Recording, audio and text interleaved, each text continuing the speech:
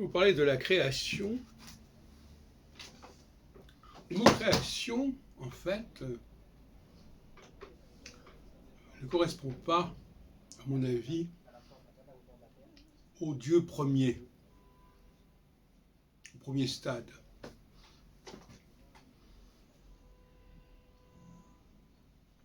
Il est propre au deuxième et au troisième stade.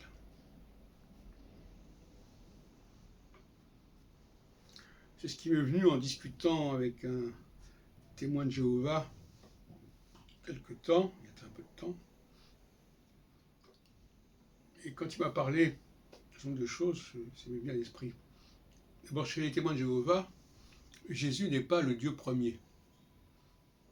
Il est né de cette... Il émane de cela, il n'est pas le Dieu premier. Et je crois qu'en ce sens-là, ils ont tout à fait raison. Pas surtout nécessairement.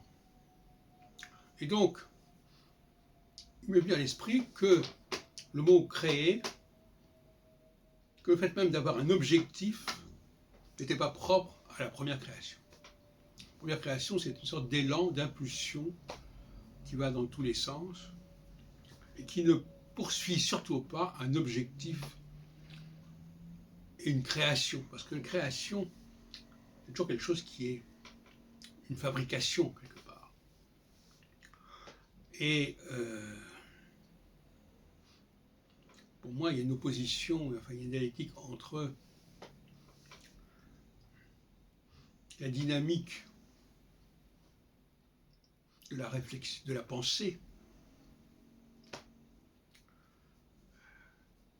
l'impulsion de la pensée, l'élan premier de la pensée, et la création qui est une fabrication, qui est un acte de deuxième ordre en quelque sorte, qui est presque en quelque sorte un acte d'imitation, de reproduction.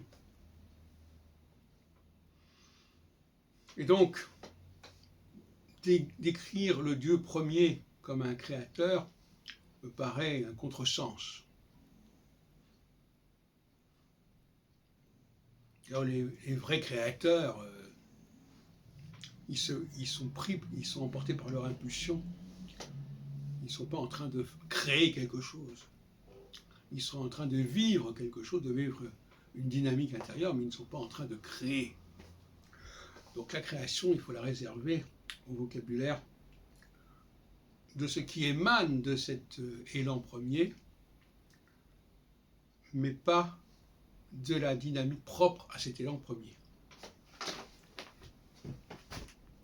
Donc, quand il est question de création, notamment au début de la Genèse, il s'agit déjà d'un deuxième stade, d'un deuxième temps.